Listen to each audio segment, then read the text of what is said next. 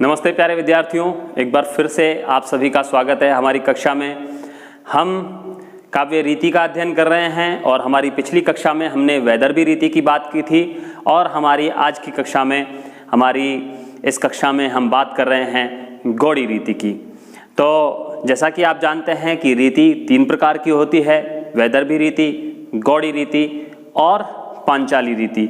वैदर्भी रीति की बात हम कर चुके हैं कि वैदर्भी रीति में माधुर्य गुण का समावेश होता है और श्रृंगार, करुण, शांत रस की अभिव्यक्ति होती है। साथ ही उसमें कोमलकांत पदावली का प्रयोग किया जाता है, सुकुमार शब्दों का प्रयोग किया जाता है, मधुर वर्णों का प्रयोग किया जाता है, कैचे पे वर्ग के वर्णों का प्रयोग किया जाता है। ये सब बातें आप वैदर्भी रीति के बारे में पढ़ चुके हैं और वैदर्भी रीति में मैंने आपको एक उदाहरण बताया था कविता का और उसके बाद मैंने आपको एक छोटा सा असाइनमेंट दिया था कि आप 3 उदाहरण अपनी ओर से विभिन्न पुस्तकों के माध्यम से, आपकी पाठ्य पुस्तक से, जो भी आपके पास सामग्री उपलब्ध है उस सामग्री से आप अन्य 3 उदाहरण अपने पास संकलित करें और उसमें नीचे लिखें जहां पर मैंने आपको उदाहरण लिखाया है। और आज की हमारी इस कक्षा में हम बात करते हैं गौड़ी रीति की। तो गौड़ी रीति के बारे में, जैसा हमने वैदर्भी रीति के बारे में बात की, तो ये प्रश्न उठा कि वैदर्भी रीति ये कहाँ की रीति है, ये वैदर्भ शब्द से इसका क्या तात्पर्य है। तो वैदर्भी रीति में विदर्भ जो क्षेत्र है, महाराष्ट्र के नज़दीक का जो क्षेत्र है, महाराष्ट्र का जो क्षेत्र है विदर्भ, उससे संबंधित होने के कारण उस रीति को वैदर्भी रीति कहा गया है। और जो ये गौड़ी रीति है यह भी किसी न किसी क्षेत्र से संबंधित है। तो गौड़ प्रदेश जो कि देश का पूर्वी भाग है, बंगाल का जो क्षेत्र है उसमें गौड़ प्रदेश होने के कारण बंगाल के एक क्षेत्र को किसी समय में गौड़ प्रदेश कहा जाता था। तो गौड़ प्रदेश की रीति होने के कारण, या यूं कहें कि सबसे पहले इस प्रकार की रीति का प्रयोग गौड़ प्रदेश में ही किया गया, इसीलिए इस रीति का नाम गौड़ी रीति पड़ गया है। तो गौड़ी रीति का जो शब्दार्थ है वह गौड़ प्रदेश से संबंधित होने के कारण इसे गौड़ी रीति कहा जाता है। हम इस बात को लिख लेते हैं कि यह रीति बंगाल के गौड़ क्षेत्र से संबंधित है। यह रीति बंगाल के गौड़ क्षेत्र से संबंधित है। अब आगे थोड़ी सी बात करते हैं कि जब यह रीति गौड़ प्रदेश से संबंधित है तो ऐसा क्या अंतर है वैदर्भी रीति में और गौड़ प्रदेश की इस गौड़ी रीति में कि दोनों में कुछ अंतर किया जा सकता है, या कौन सी ऐसी विशेषता है जिससे हम ये पता लगा सकते हैं कि कौन सी रीति गौड़ी है और कौन सी रीति वैदर्भी है। तो वैदर्भी के लक्षण तो मैंने आपको बता दिए हैं और यह जो रीति है, यह रीति चूंकि जैसे वैदर्भी रीति माधुर्य गुण से संबंधित है, ऐसे ही यह जो गौड़ी रीति है यह ओज गुण से संबंधित है। ओज गुण से युक्त होने के कारण यह रीति बिल्कुल अलग से पहचानी जा सकती है। हम लिखते हैं यहाँ पर, यह रीति ओज गुण से युक्त होती है।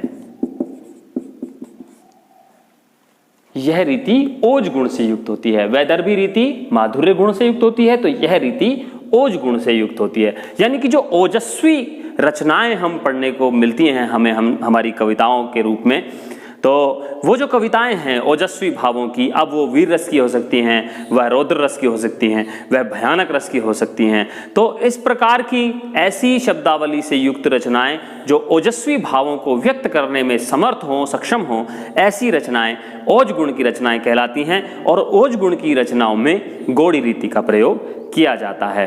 तो इसके लिए वामन ने अपने ग्रंथ में एक छोटी सी बात कही है, वह मैं आपको लिखवा देता हूं। वामन ने कहा है, वामन के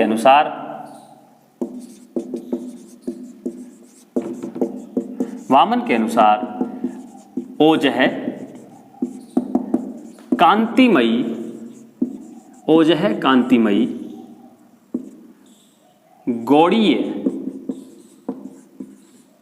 नाम रीति ही, गौड़ीय नाम रीति ही, यानी कि वह रीति गौड़ी रीति कहलाती है जो ओज और कांति से युक्त होती है। मैंने आपको पिछली कक्षा में बताया था कि जो वामन हैं उन्होंने 20 गुण बताए हैं। उन 20 गुणों का जो समावेश है वो उन्होंने वैदर्भी रीति में किया है, लेकिन यहाँ इस रीति में, गौड़ी रीति में, उन्होंने विशेष रूप से 2 गुणों का नाम लिया है और वो नाम है ओज और कांति। ओज गुण और कांति जो गुण उनके अनुसार है, हालांकि कांति जो गुण है वह है मम्मट के द्वारा केवल उसे ओज गुण कहा गया है, कांति नाम का कोई गुण मम्मट ने नहीं बताया है, लेकिन इन्होंने जो 20 गुण बताए हैं उसमें एक गुण कांति भी है, तो इन्होंने ओज और कांति से युक्त जो रीति होती है उसे गौड़ी रीति कहा है। तो अब ये बात हुई कि ओज गुण से युक्त होना चाहिए, यहां वामन कह भी रहे हैं, गौड़ क्षेत्र से ये संबंधित है, लेकिन इस गुण की जो रचनाएं हैं या इस रीति की जो रचनाएं हैं, उन रचनाओं की जो विशेषताएं हैं वो क्या हैं, या उनके कौन से लक्षण ऐसे हैं जिनसे वो अलग से पहचानी जाती हैं, थोड़ी बात उन पर कर लेते हैं। तो यह रीति कठोर वर्णों से युक्त होती है, कठोर वर्णों से युक्त होती है। इसमें कठोर वर्णों का प्रयोग किया जाता है। कैसे किया जाता है वो हम उदाहरणों में बात करेंगे, और एक इससे आप समझ जाएंगे थोड़ा और भी कि इस रीति में ट वर्ग के वर्ण, ट वर्ग के वर्णों तथा मूर्धन्य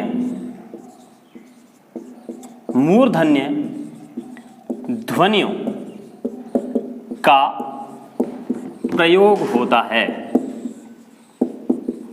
मूर्धन्य ध्वनियों का प्रयोग होता है। तो आप जानते हैं कि जो व्यंजन हमारे बताए गए हैं उसमें कुछ व्यंजन कंठ्य होते हैं, कुछ ओष्ठ्य होते हैं, कुछ तालव्य होते हैं और कुछ नासिक्य होते हैं, तो कुछ मूर्धन्य होते हैं। ये मूर्धन्य ध्वनियां कौन सी हैं, या ट वर्ग की ध्वनियां कौन सी हैं, तो ये ध्वनियां हैं ट, ठ, ड, ढ।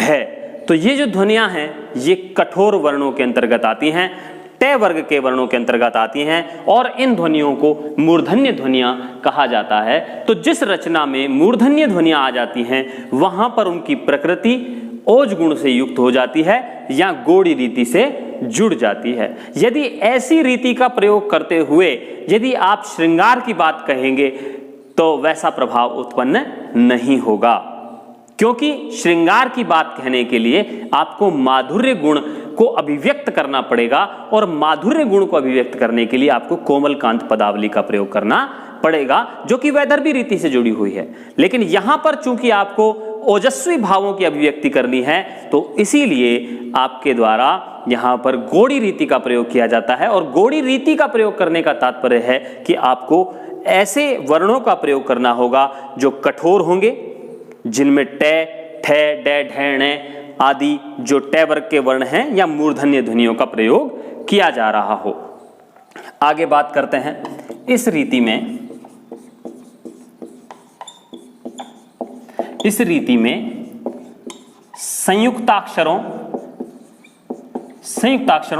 मतलब शब्दों को मिलाकर लिखने की प्रवृत्ति, इसे कहा जाता है संयुक्ताक्षर। अब संयुक्ताक्षर आप जानते हैं कि दो व्यंजनों के मिलने से जो तीसरा व्यंजन या तीसरी जो ध्वनि उत्पन्न हो जाती है, या दो ध्वनियों के या दो व्यंजनों के मिलने पर हम किसी ध्वनि को संयुक्त व्यंजन कह सकते हैं। तो यहाँ पर आप देखें कि ये क्षय जो है या क और त मिलकर के जो ये ध्वनियां उत्पन्न हो रही हैं, इन्हें हम संयुक्ताक्षर कहते हैं। इस संयुक्ताक्षर में भी 2 संयुक्ताक्षर हमने प्रयोग कर लिए हैं। तो इस रीति में संयुक्ताक्षरों तथा दीर्घ समासों बड़े बड़े समास का प्रयोग किया जाता है। मैं यहां नीचे लिख देता हूं छोटा सा, का प्रयोग किया जाता है। कठोर वर्ण होंगे, संयुक्ताक्षर ध्वनियां होंगी, दीर्घ समास होंगे, टैठे ढे वर्ण प्रयोग होंगे और मूर्धन्य ध्वनियां होंगी। ये सब होने के कारण ये जो प्रभाव उत्पन्न करता है वह प्रभाव ओज गुण के उपयुक्त होता है। इसलिए इस गोड़ी रीति में इस प्रकार के वर्णों का प्रयोग किया जाता है। तो हम अंतिम पंक्ति के रूप में एक पंक्ति में आपको लिखवा देता हूं कि इस पूरी रीति से कौन से रसों की अभिव्यक्ति में सहायता मिलती है। तो ये भी आप ध्यान रखें, क्योंकि परीक्षाओं में इस प्रकार के प्रश्न भी पूछे जाते हैं कि यह जो रीति है यह किस रस के उपयुक्त है। तो अंतिम पंक्ति में हम लिख देते हैं यहां पर कि इस रीति में वीरस,